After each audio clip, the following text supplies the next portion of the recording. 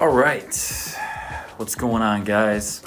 So it's been 9 months since I've been living in Japan, and so it's time for one of my quarterly reviews. So this time, I just kind of want to talk about my life, like what I've been doing, how work is going, like who I hang out with, how I meet people, stuff like that. In case you guys have any questions about any of that stuff. So let's get right into it. So first I want to talk a little bit about work. I've kind of mentioned this in previous videos, but I don't love work as an ALT, but it's not bad. It's a pretty chill job. Got some time to study on my own, and it's not a job that will stress you out really.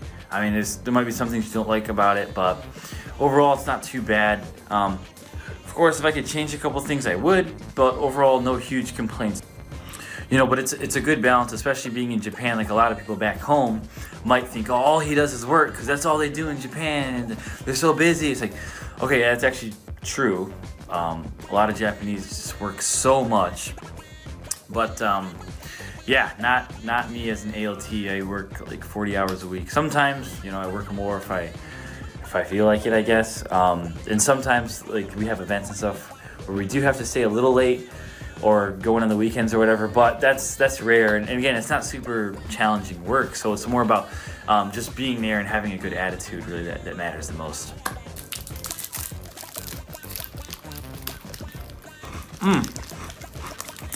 So next, I kind of want to talk about some other stuff that I'm involved in. Of course, I have work, but like, what am I doing with my life, you know? First thing is church, as many of you probably know. I go to church usually every Sunday unless I'm traveling or I have other plans, which is rare. So usually go to church every Sunday. And at church, me and the only other foreigner there do an Eikaiwa class every other week. I mean, recently we haven't really been doing it, but usually we'll do Eikaiwa class, bi-weekly Eikaiwa class, which is nice. And that's a good way to get plugged into the community, meet a lot of nice people. Another thing is soccer. I joined a Shakaijin soccer league, which is like a adult league, working people's league. And you guys, they are all so good. I suck. Like, not only is in general America not very good at soccer, but like, I wasn't even good in America. Now I come here and I'm really not good. So I'm playing with them, getting a lot better, but it's mainly just a way to, like, you know, meet some people, have fun, relax, and get some good exercise in. But yeah, it's not fun being the worst person on the team, but they're all pretty cool about it. I mean, they lightly make fun of me. Enough to where, like, I feel part of the group, but not too much to where I feel like I don't want to go. And that's also a really good way to learn Japanese that I don't think I would learn any other way. Like the sports vocabulary, and like also like just a group of like young adult men, the way they talk is very different. So to be in that environment is pretty cool. I get to see, I think, a side of the language, and they talk so fast I don't understand it half the time, but I get to see a side that normally I wouldn't be able to see, because, you know, you talk very differently at work or at church, or, you know, even when you are hanging out with like a mixed group, people are going to talk differently. So it's nice to see that very kind of rough side of Japanese and learn some new words. And along that line with soccer, I practice with the soccer team at the middle school once a week. And man, it's a lot of fun. I love those kids. They love having me, and it's just always fun to go and hang out. And then there's this thing we do here in Akita called English Cafe. And I'm not like in charge of running it or anything, but I actively invite my students to come, and I go every month if possible. And we do it once a month. And it's where, you know, we have some English teachers and foreigners with some Japanese people that are interested in learning English, and we all just kind of hang out for 2 or 3 hours and play board games and video games and just hang out and talk at like the community center. And that's a lot of fun. Mostly it's like a lot of students that go, because it's kind of geared for students, but there are some like adults that come too, so it's a good way to meet people, and it's just a good way to kind of like volunteer your time, and it is fun in itself too. So, you know, there's also a lot of other like volunteer things I do around my small city. So I'm like right outside of Akita City. So in my small city of Katagami, there's only 3 of us ALTs, and there's this group. I don't know what the group is called or anything, but it's like basically like some older people, mainly ladies, but some guys, and like they organize like some community events and stuff. And sometimes they'll ask us to come volunteer like for certain holidays and stuff. And that's nice. The three of us, we do that. And yeah, it's cool seeing the same couple people, you know, when you go to those events and like people start to recognize your face and learn who you are. Like, oh, that's Anthony, I know him. Or, you know, it's like, oh, you know, you're my son's teacher or whatever. It's like, oh, okay, it's, you know, it's a small world here in the Inaka. And so on that note, you may be wondering like, oh, if I move to Japan, who am I even gonna hang out with? I'm not gonna have like any friends. I'm leaving everyone I know, obviously staying. So like I have to kind of make a new life. So I'm gonna talk about the friends I've made and kind of that process of what it's like, not only Japanese, but also like the foreign people, the other foreigners that I hang out with.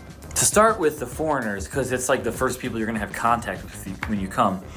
When you go to orientation, you're gonna be in a room, well, you're gonna be in like this hotel. You're gonna be able to meet so many people there, but you'll probably never ever see them again. Like I met a lot of people and I added some people on Facebook and have them online, but like we don't talk anymore because we all moved to like different parts of the country.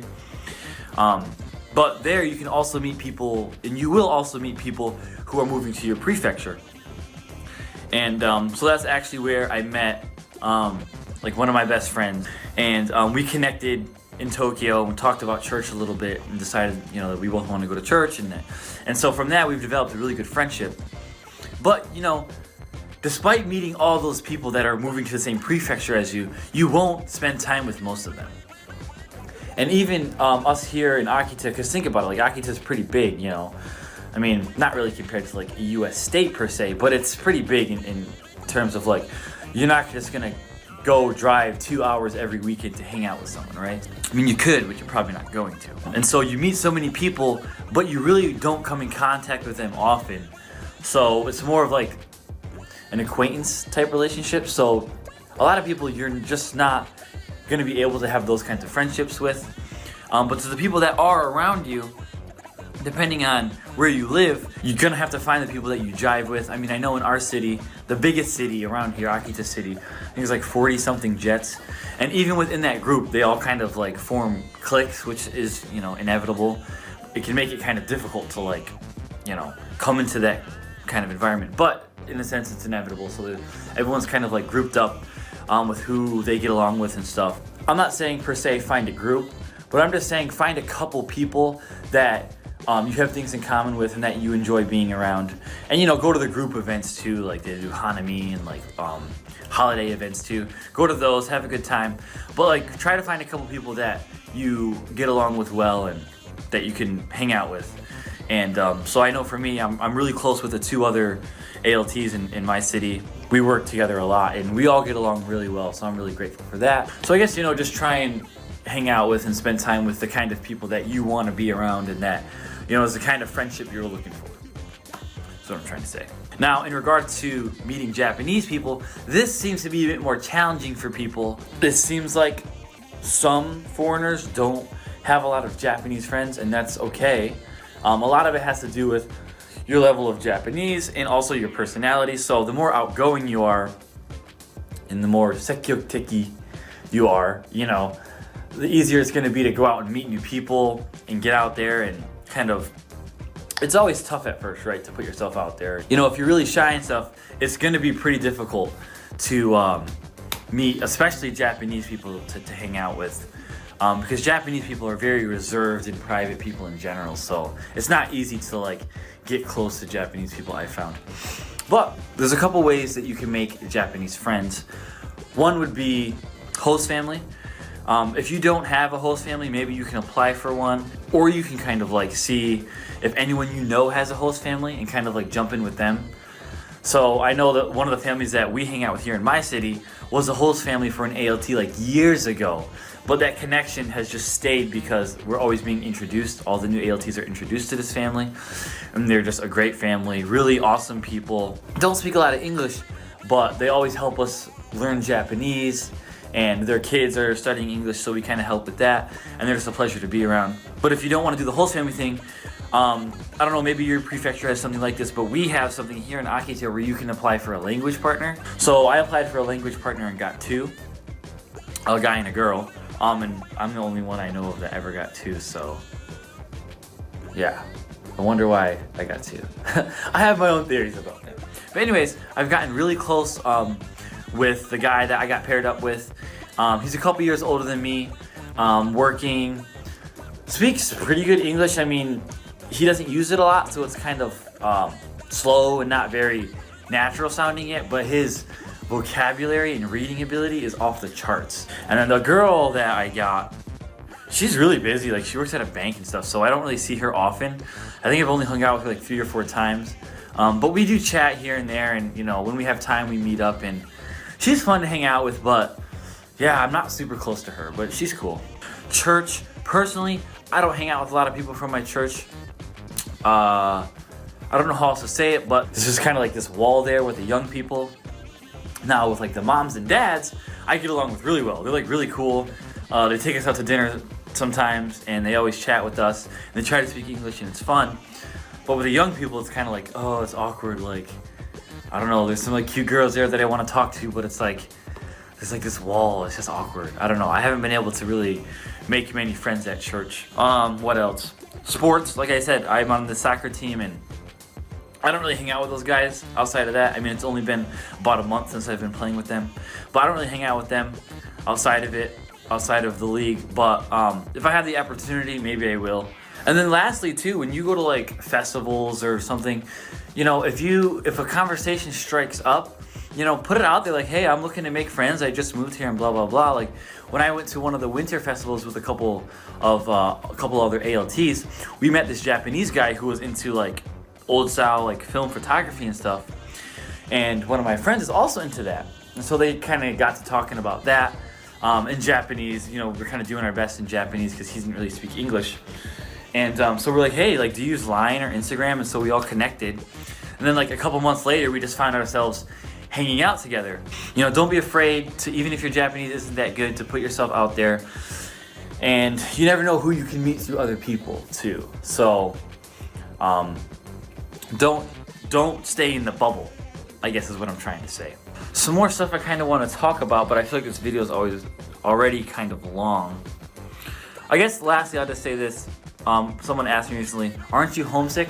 Not really. I mean, there's a lot of people I miss from home. I guess in a sense, life is more adventurous now than it was then, and I have new goals now, so I'm staying busy, and so because of that, I don't really feel homesick. You know, if I stay at my apartment all day, like for a weekend and hours on end, I just stay to myself and like kind of like play video games and read.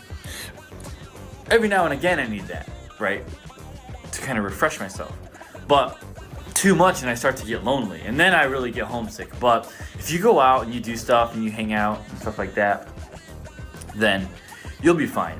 You know, there's a great community of people out here, Japanese and foreign, that are just waiting to meet you. So don't stress too much about being homesick. And another thing that helps is calling people from back home.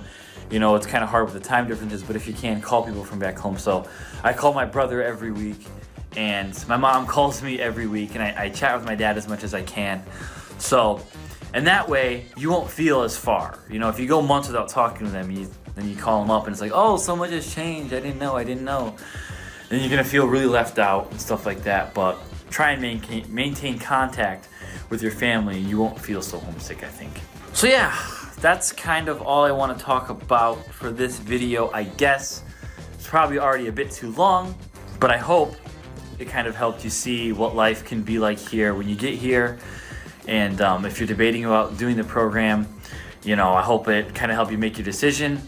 So, you know, as always, if you have any other questions or any other concerns or anything about the Inaka life or Japan or Japanese or anything like that, don't hesitate to let me know.